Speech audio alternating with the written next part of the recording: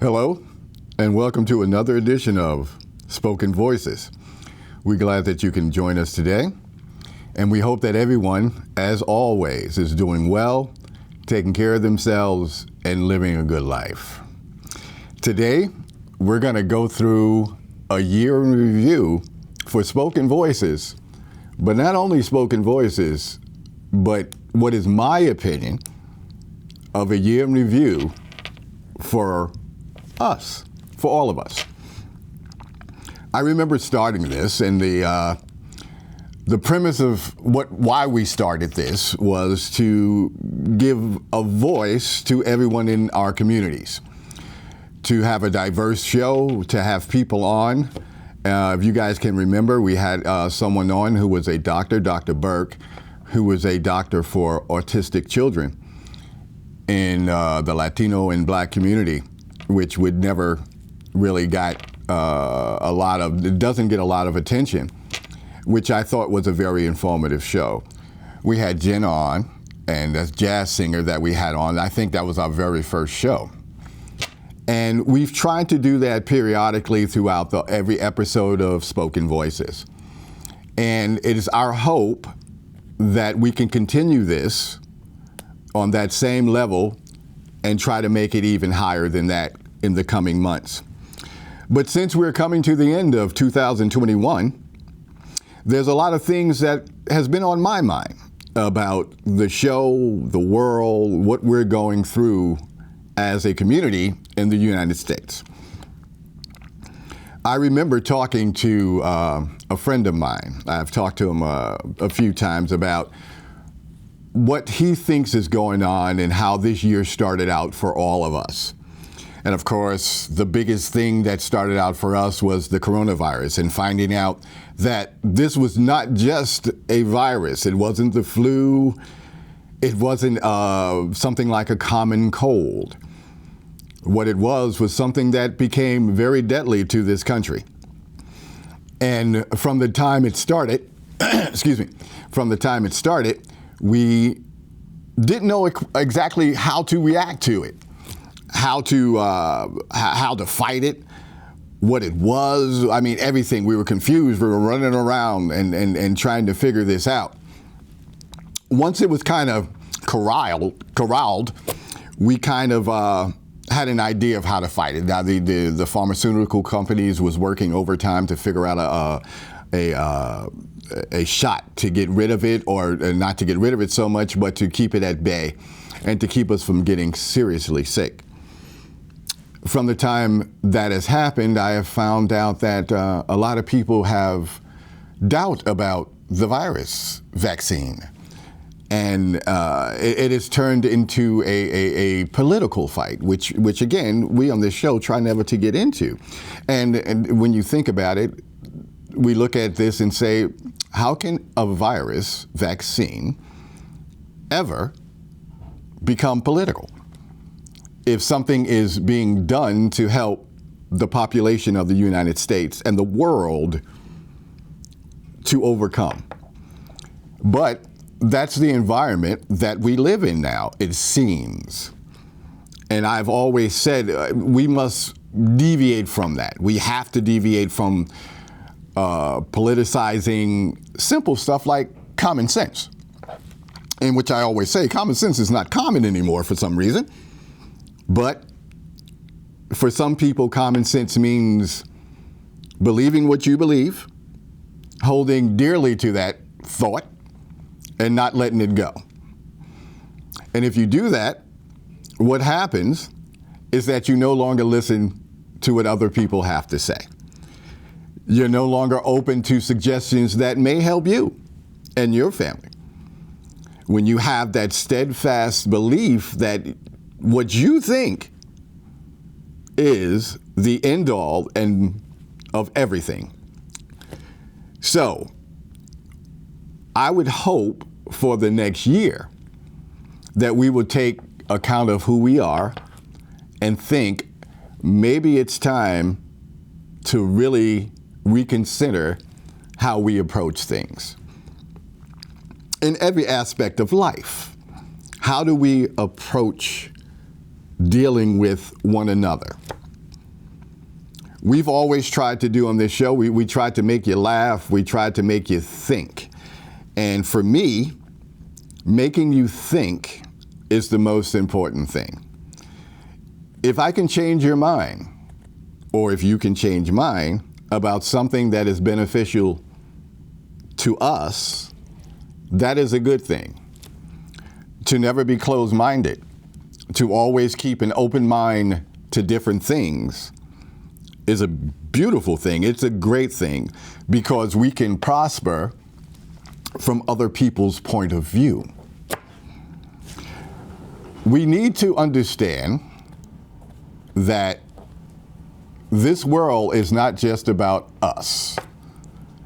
It is not just about the individual, it's about the whole. And if we can get to that point where we can look at each other and say, your viewpoint is just as valid, just as worthy as mine, I think we can get through 2022. We have a lot of things going on in the world now that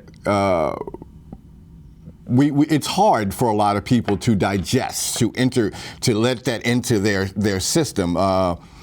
We had the whole George Floyd thing, the riots, the protests, the things that the thing that happened at the Capitol, and we all have an opinion about these things. We all have a reaction to them, and if your reaction is not, I need to listen, I need to understand why this happened. If your reaction is just the reaction, if you're not looking at things through the lens of, I really don't know what's going on, but I'm willing to listen to everybody's point of view, then we can have a better discourse in this country.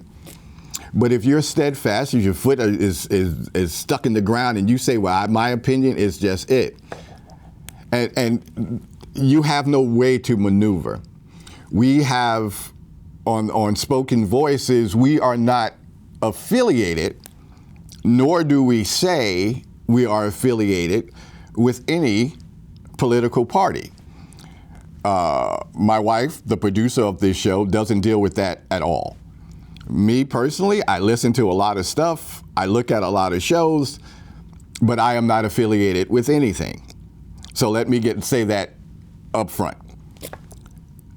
I find that once you find yourself in a position of saying I'm at this end of the spectrum, and whoever's not, I'm not going to deal with anymore, it limits what you intake mentally, because you don't want to hear anything that is not of the same ilk as what you think.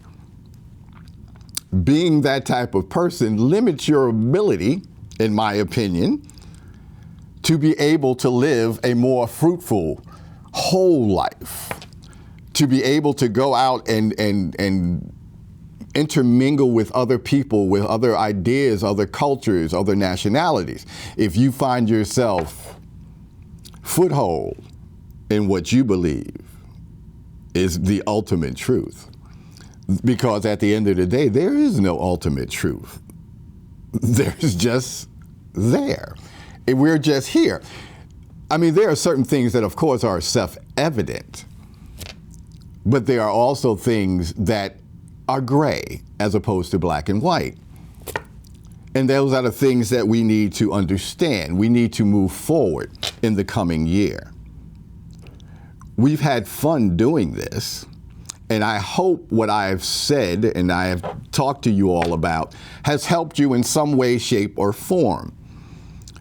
I hope that you look at our show and you say, well, I may not agree with everything that he is saying, but I think it's a great thing for him to be able to talk about it. And what let me see it. Okay, my producer just gave me something.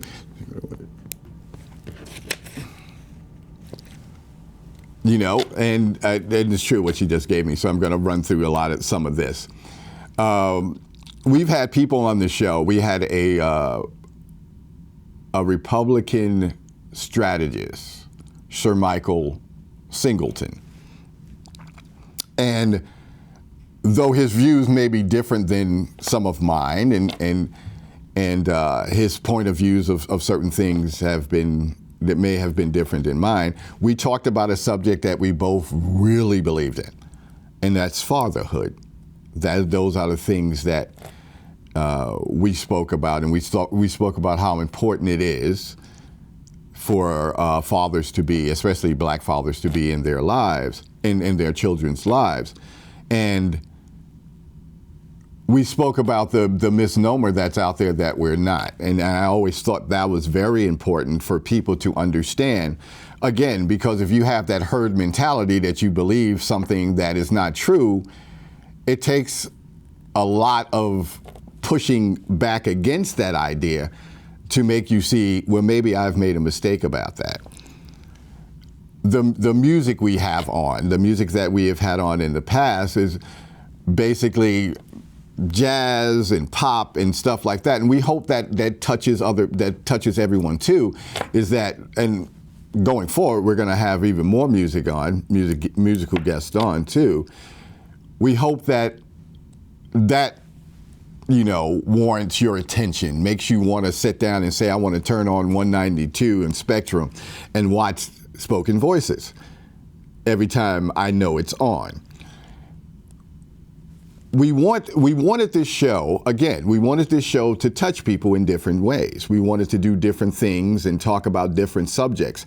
And again, I emphasize this not. Some of the subjects we touch upon it's not touchy-feely. It's not, it may not make you feel good all the time. But by the end of the show, we've explained ourselves, and I've explained myself enough to make sure that what I said makes sense to you and gives you sense of pause. The guests that we have on, we had on my son, we're going to have on my son. We had on one of my sons already, and we hope that influenced, if your young person is looking at the show, for them to say, I have alternatives. And there'll be a show upcoming of our other son who's doing something other than the norm, who said that they don't want to go to college. They didn't want to go and do the 4 or 8 years of college, but they wanted to open up their own business. They wanted to be entrepreneurs. They wanted to be young entrepreneurs and not wait until they were like in their 40s or 50s to think about being an entrepreneur. And we know that should help a lot of kids out here now who's basically thinking in the 12th grade of what to do with their lives. Because I remember growing up, and I remember my senior year of high school, I knew I was going to college, but it was still a scary thought, of leaving home and being on my own and stuff like that. What I found out with me, and I found this out with our children too, is that I did 2 years of school and realized it just wasn't for me. And so if you have an idea that it may be the same case with your son or daughter, talk to them, have a conversation with them, and ask them, is that something that they really want to do? Do they want to spend all that money? Do they want to have those 4 to 8 years of going to school? Because, again, I'm going back to when I went to school. I took up sociology to be a social worker. I went 2 years of school and took no course that pertained to my major in school. So I got frustrated and left. But then there are some people I know that did their due diligence, stayed in school, and became what they chose to be, which is a great thing. Some of them are lawyers, doctors, and such. And that's a great thing. But like I said, the reason we had our children on, our sons on, is because to let other people know. My son he details cars, and he also is in the music industry. My other son, he's a carpenter. and he does music with his brother. So these are things that I think that we should nurture in our children. Find out what your children want to do. Find out what their passion is. Because without passion, if you're just doing something and there's no passion behind it, there's really no gratification for the person that's doing it.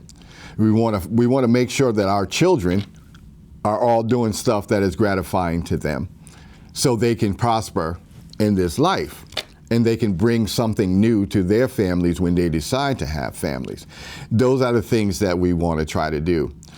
Our music, we want to give people a look at diverse music, something that is maybe something you have never heard, maybe something that you may have thought about listening to. I won't listen to jazz, or I don't want to listen to salsa, I don't want to do this, that, or the other thing. And then when you hear it, it touches something in you, and all of a sudden you become a fan of something else. See, that's us giving you something. We always want to give you something to look at, something to think about, and to take with you on a positive note. And those are the things that we want to do. The show we had about autism, which touched my heart, and I talk about it to this day, is that the journey that a family takes with a child that has autism. It always struck me is that how when you find out and you get the diagnosis that your child is on the spectrum, what do you do next? Because I can't imagine the panic and the confusion that comes from that comes from a parent trying to figure out what to do when they first find out that their child is autistic.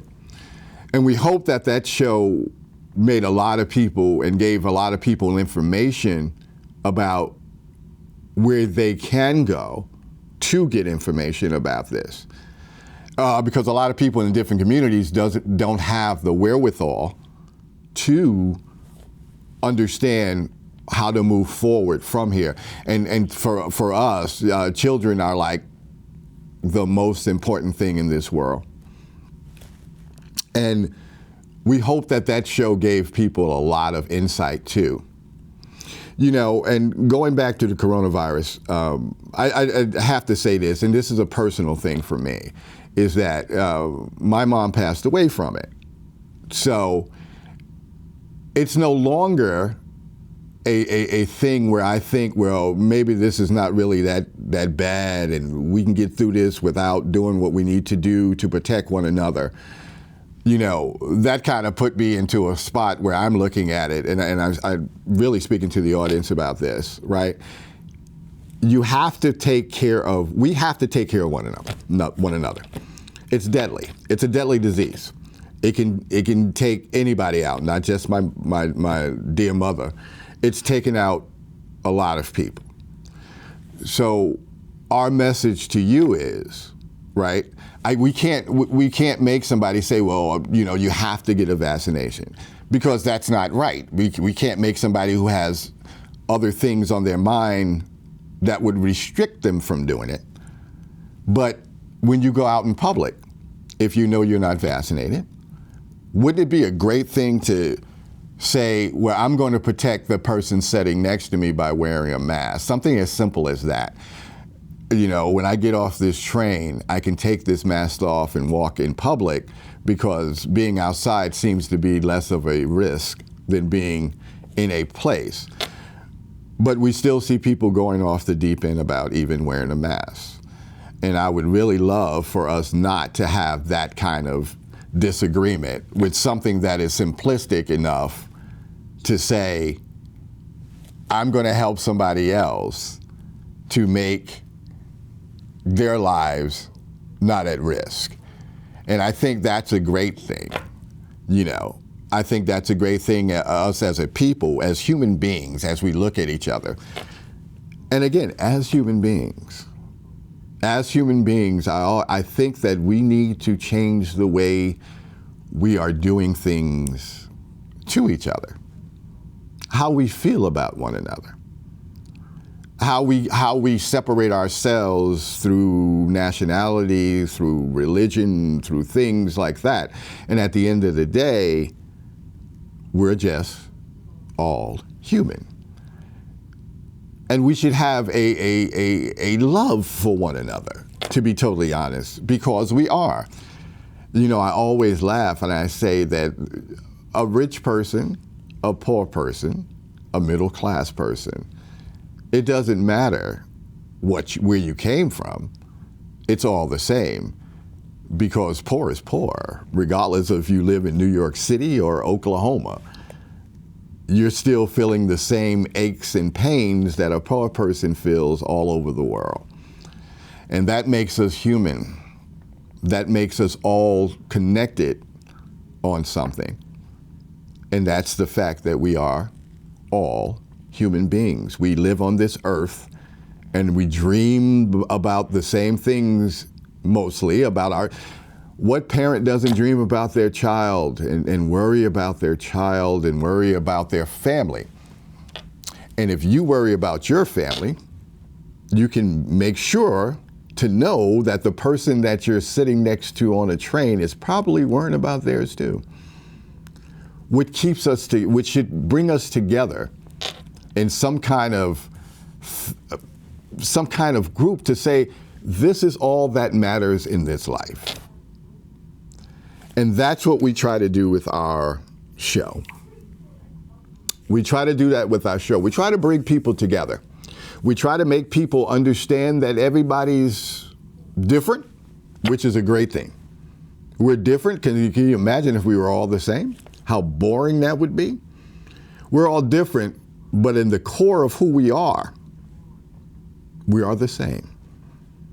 And we will continue to do this. We will continue to try to do this through every show that we do from this point forward. We hope that you enjoyed our shows. We hope that if you have any ideas of how to make our shows better or what you have to critique our show, that you will email us at the email that's at the end of the show and let us know how you feel. Let us know what you would like to see, and we will try our very best to get it to you. Again, if you have critique of me, well, I can't imagine anyone critiquing me. No, really, if you have critique of me, I think that you should let us know. I think you should really get on your computer and say, Nathaniel, I wish you hadn't said that. Nathaniel, I wish you would say this. Nathaniel, I need this on the show on Spoken Voices. Because we hope we're an outlet for you to have your voices heard too. We really wish everyone the best of the holidays if you celebrate them. And for 2022, we wish everyone love, togetherness, and understanding. And we wish you all. You still got 5 minutes. To my producer's losing it now for some reason. We wish you all the ability to have understanding for your fellow man. We wish these things simply because they're important to us. We teach these things to our children, and we need everybody. We would wish, and we need everybody to basically teach these things to their kids too, for the next generation coming up. For having a good discourse with, again, that person sitting next to you on the subway, on the bus, on the plane. Quick thing, I almost forgot, I wanted to bring this up, and I'm going to tell you why I wanted to do this show today. We were traveling to Florida. As we got to Bradley International Airport, as soon as we got out the garage, we heard the lights, we saw the lights flashing, heard the siren. They cleared out the whole terminal because there was some kind of fire thing going on. It took a little while for people to get back in. Now remember, if they cleared out the whole thing, everybody that was near the gates had to come out and be rechecked by security. Took us a long time to do. We finally got through TSA, got to the plane, we ran to the plane. I was about to go in the wrong direction. Maribel said, no, it's that way. So we ran the other way.